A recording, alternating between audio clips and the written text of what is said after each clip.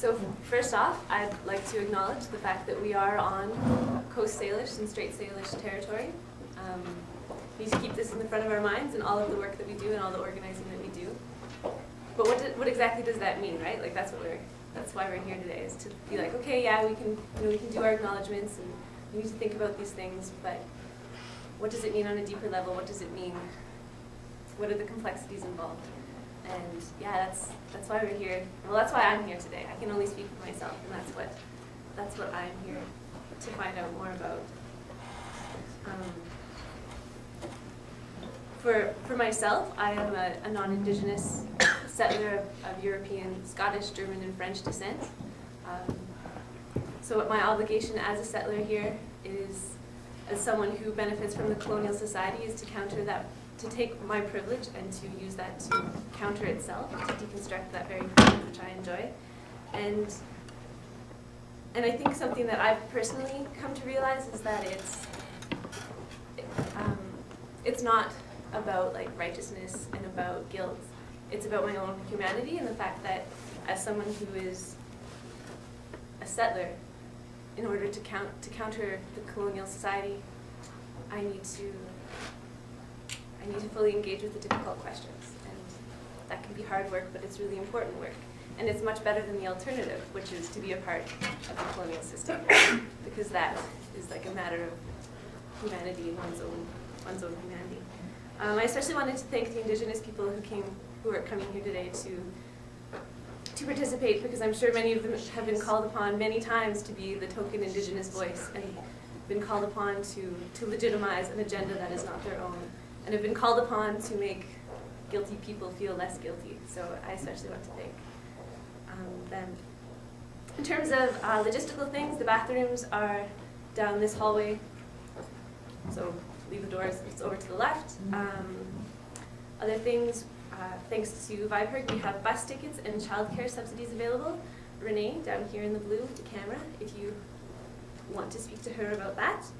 We also have email lists, if anyone is not yet on one of our email lists, at the back table. That back table also has a number of different resources. The main resources came from a handbook that is available online. So you can see that some of them, there's only one copy, but there's a resource list that has the website where you can get that handbook. It's really useful. And then there's also some copies of some other literature for people to look at. And there's also the petition that some of you might have heard about already to rename the Trutch residence. Yeah, we won't speak too much about that today, but the petition is at the back table, and we can talk about that on the break. So in terms of what the day will look like, we'll have our speakers first, and then have a break where we can go outside, and as some of you might have noticed, there's some questions that we've written up for people to think about, as well as create space for people to think of their own questions and own perspectives that they would like to talk about. And then after the break, we'll come back and have more of a discussion. We have a wireless mic, so in case anyone is feeling not as loud as myself. Yes? Can you name yourself and where you're from? I certainly can. My name is Kelsey. I am a University of Victoria student here.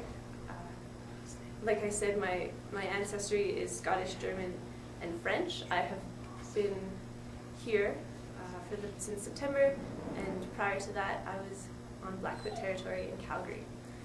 So, yeah, I'm very thankful to be a visitor here and welcome here. What's your last name? Do you have one? Lavoie. French. Yeah, I think that covered all of the logistical things. Was there any other questions before we get started? There's refreshments outside the main doors. And yeah, all right. So our first speaker is Dr. Marc Pinkoski, and he is a professor of anthropology here. So Marc, Thank you. I have to stand in the middle here? Is that right? No. I'm not good at standing. You're free to move. I'm nervous. You're free to move. Can everyone hear in the back? There's a wireless mic. Can I just use it? Do I have to turn this off? You don't think so. Can I just talk loud? Yes. All right. What the hell? I'm going to stand over here. And I'm just going to bellow. Hey, Dee Dee. I know. I love you too. Oh. Okay. Oh my God. Okay. All right. Ready to begin. I'm only going going to speak for 5 or 6 minutes.